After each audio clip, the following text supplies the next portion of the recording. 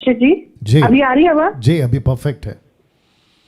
जी pastor जी, मेरी गवाही ये है, आज से 15-20 साल पहले की बात है पास्टर जी। जी। मैं बहुत ही बुरी तरीके से बीमार हो गई थी जी और मुझे अर्थराइटिस की बीमारी हो गई थी जी पास्टर जी। जी और उस बीमारी ने मुझे इतना ऐसा कर दिया था पास्टर जी कि मेरे जोड़ों का दर्द रहता था बहुत ज्यादा, जी और मैं बेड पर आ गई थी, बिल्कुल जी बेड पर आ गई थी पास्टर जी। ना तो मैं गिलास पकड़ सकती थी, ना मैं कप पकड़ सकती थी, और ना ही मैं किसी के सहारे बिना सहारे उठ सकती थी पास्टर जी। मैं जी। बहुत इलाज कराया पास्टर जी, लोगों से प्रेयर रिक्वेस्ट भी दी पास्टर जी, लेकिन मेरा कभी भी कुछ भी 19-20 भी मैं ठीक नहीं हुई पास्टर जी। हाँ, फिर मैंने खुद से प्रार्थना किया पास्टर जी, मैं बहुत रोई परमेश्वर के आगे।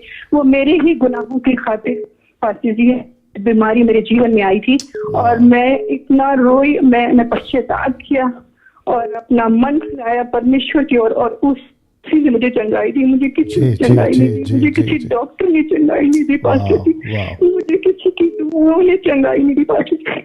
और आज परमेश्वर ने मुझे इस लायक कर दिया कि मैं चलती फिरती जी। हूँ, दौड़ती हूँ, भागती हूँ, काम करती हूँ पास्टर जी। जी, और परमेश्वर का वचन भी सुनती और सुनाती हूँ मेरे जी पास्टर जी। एक सेकंड रुक जाइए सिस्टर, आपने सुना इनको? देखिए ये होता है प्रार्थना, और ये होता है प्रार्थना का असर। आप जब खुद प्रार्थना करोगे, अभी मैं सुरेश भाई को वही समझा रहा था, या उन्होंने बातें जो कर रखी उस टाइम पे मैं यही कह रहा था, खुद प्रार्थना करो। आपको जब सत्य पता चल गया, आपको जब यीशु मिल गया ना, खुद प्रार्थना करो। यहाँ वहाँ इसको इसको बोलने से क्या फ़ायदा होगा?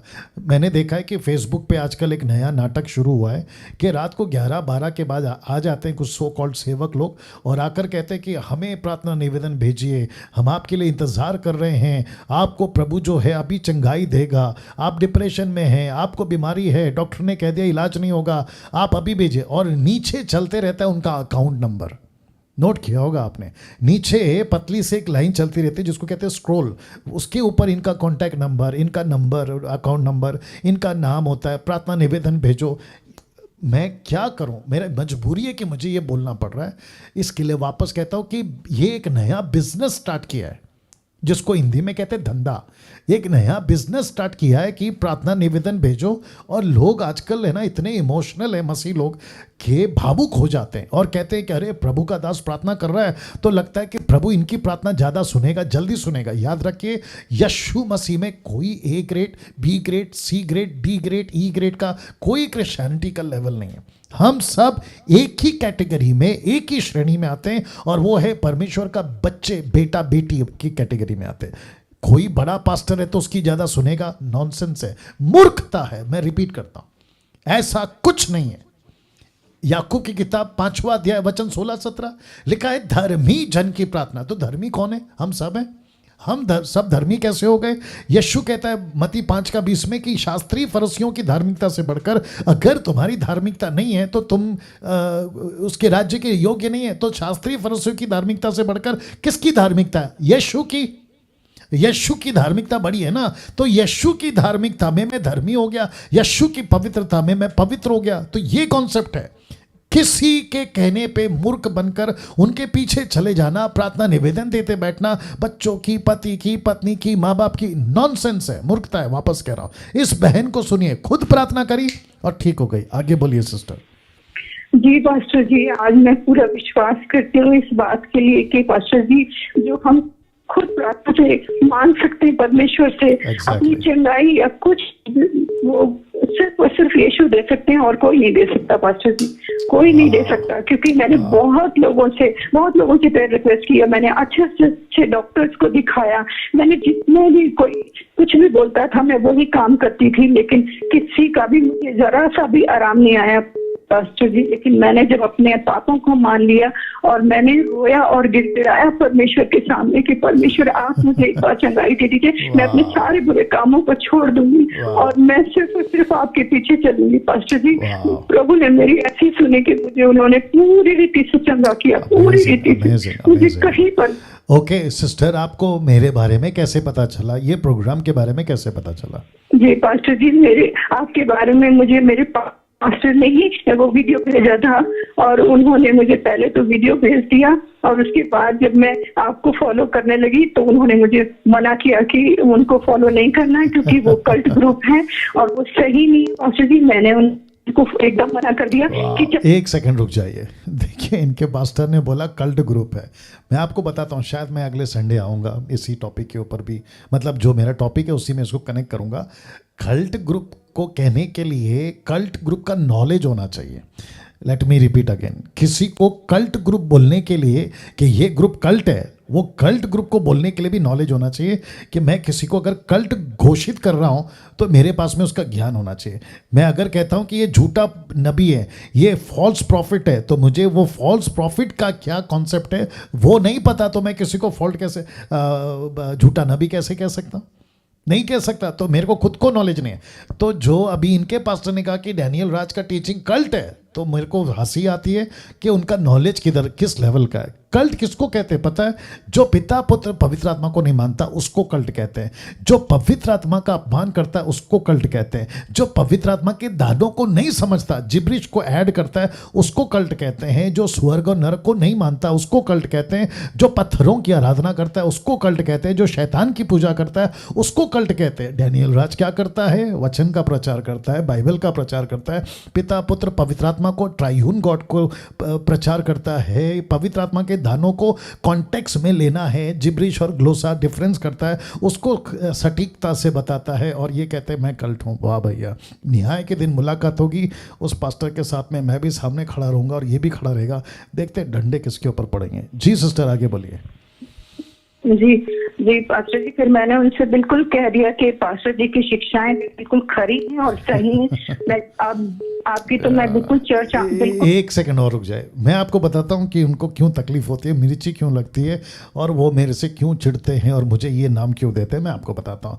डैनियल राज क्या प्रचार करता है कि पैसा, दशमांश किसी के साथ जबरदस्ती मत करो। अब मैं ऐसा सिखाऊं कि जो भी दे अपनी मर्जी से दे, जो कि बाइबल कहती है 2 कुरिन्थियों 9:7 में, मर्जी से दे। निर्गमन 25:1 मर्जी से दे। कहीं पे भी किसी को भी क्या कहते हैं ना, दशमांश, श्राप का लालच, माफ करें, श्राप का डर और आशीष का लालच। रिपीट करता हूं, श्राप का डर और आशीष का लालच के नाम पे ताइत, दशमांश का धमकी और आशीष की बात नहीं करना है। ऐसा सिखाता हूं तो मैं कल्ट हूं, कोई दिक्कत नहीं, मुझे बोल सकते हैं कल्ट। जी हाँ मैं कल्ट हूं। मैं कल्ट हूं क्योंकि मैं सही सिखा रहा हूं ना, तो मैं कल्ट हूं आपके हिसाब से, प्रभु के हिसाब से नहीं। और मैं कहता हूं कि जिब्रिश गलत है तो आप लोग मुझे कल्ट साबित करो, कोई दिक्कत नहीं, मुझे खुशी है, लेकिन प्रभु के हिसाब से मैं सही हूं। पौलुस को भी तो यही कहा ना, यीशु को तो भी यही कहा ना। यीशु को क्या कहा? इसके अंदर दुष्ट आत्मा है। Very good. किसकी अकल थी? शास्त्री फरीसियों की। क्या नहीं था? नॉलेज नहीं था। तो ऐसे लेबल अगर सही सिखाने के लिए मुझको मिल रहा है तो मैं प्रभु का धन्यवाद देता हूं। आगे बोलिए सिस्टर। जी पास्टर जी, क्योंकि वो खुद जिब्रिश बोलते हैं और तेल पानी पढ़ कर देते हैं लोगों को, तो मैंने उनको बोल दिया कि मुझे आपकी शिक्षाएं बिल्कुल भी सही नहीं लग रही हैं और मैं उन्हीं को फॉलो करूंगी, जो उनकी शिक्षाएं उन्हीं पर ही चलूंगी मैं। और मैं आपके चर्च भी नहीं आऊंगी और आपको भी, मैं समझ लीजिए मैंने पूरी तरीके से, मैंने और मेरे परिवार ने आपको छोड़ दिया है। तो उन्होंने बोला अगर आपके दिल में जरा भी 10-20% हम मेरे लिए कोई इज्जत है तो जरूर आप डैनियल राज के जो अगेंस्ट के वीडियो हैं वो जरूर देखना। तो मैंने उनको एक सेकंड मैं चाहता हूं आप देखो, बहुत ध्यान से सुनना। मेरे अगेंस्ट में जितनों ने भी वीडियो बनाई है ना, मैं चाहता हूं कि आप लोग देखो और आप भी देखिए सिस्टर, और देखने के बाद उनकी अंडरस्टैंडिंग, उनका परमेश्वर का वचन का नॉलेज किस लेवल पे है। एक आदमी ने कॉल किया था उनको मुंबई से, माफ करें महाराष्ट्र से, वो पास्टर मुझे कहता है, माइकल को कॉल किया था, वो कहता है कि पास्टर इनसे बात करके ऐसा लगता है कि आदमी पागल है। तो मैं चाहता हूं कि देखो और आपको खुद ही पता चल जाएगा, दूध का दूध और पानी का पानी। जी सिस्टर। जी फिर पास्टर जी हमने बिल्कुल उनको मना कर दिया कि ना तो हम आपके चर्च जाएंगे और ना ही आपसे कोई हमारी बातचीत होगी। बस पास्टर जी हमने उनको बिल्कुल छोड़ दिया है। बस हम सिर्फ और सिर्फ आपकी खरी शिक्षाओं को सुनते हैं पास्टर जी, और पूरी कोशिश करते हैं कि परमेश्वर के वचन पर चलें और जैसा पर आप हमें सिखा रहे हैं हम उसी पर चलें। और आप दिल्ली से है ना सिस्टर? जी। आप दिल्ली से है ना?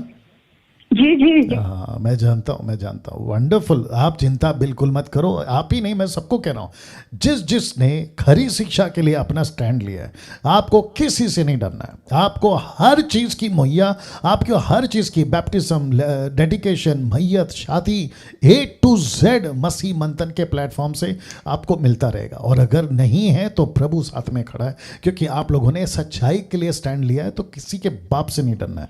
आगे बोलिए सिस्टर। जी पास्टर जी, मेरा एक क्वेश्चन है। जी बोलिए। जी, मत्ती की किताब से पास्टर जी 12वां अध्याय जी और उसके 48 आयत है। जी। ये सुनकर उसने कहने वालों को उत्तर दिया, कौन है मेरी माता और कौन है मेरे भाई? जी। और अपने चेलों की ओर अपना हाथ बढ़ाकर कहा, देखो मेरी माता और मेरे भाई ये हैं। जी। तो मेरा क्वेश्चन ये था पास्टर जी, क्या वो अपने भाई और अपनी माता को भाई और माता नहीं समझते थे? गुड क्वेश्चन, बहुत अच्छा प्रश्न है। तो जितने दर्शक हैं मैं आपको भी बता दूं कि जीसस, यशु कभी किसी का अपमान नहीं करता और ना ही कभी करेगा। ऑफ कोर्स वो खुद ही परमेश्वर है, क्या करेगा, है ना। परमेश्वर ने ये रिलेशंस बनाए, पति पत्नी का, बच्चे माँ बाप का, भाई बहन का, दोस्त का, पड़ोसी का, रिलेटिव्स का। ये निर्गमन की किताब, माफ़ करें, या मूसा की मिनिस्ट्री में ये सारी बातें दी गई हैं। वो परमेश्वर खुद कैसे इनकार करेगा। यीशु का कहने का कॉन्टेक्स्ट वहाँ पे लिखा हुआ है। यीशु कहता है, और देखो सब कुछ नहीं लिखा है ना कि क्या हुआ था, क्या कहा था। उनके घर के लोग तो यीशु को पागल कहते थे कि इसका चित्त ठिकाने पे नहीं है, मतलब ये सेंस में, आउट ऑफ सेंस में ऐसा बोलते थे। तो जीसस को पता था कि क्या घर से आ रहा है, क्या बैकग्राउंड है, उनकी क्या सोच है। यीशु तो अंतर्यामी थे और हैं भी और आगे भी है, क्योंकि वो परमेश्वर है। तो वो जान जाते थे कि ये घर के बाहर क्यों खड़े हैं।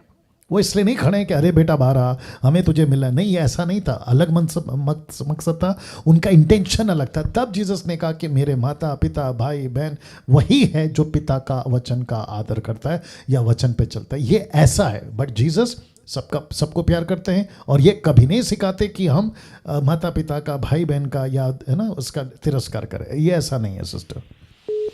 जी जी जी, I hope you understood. Thank you. Right, God bless you.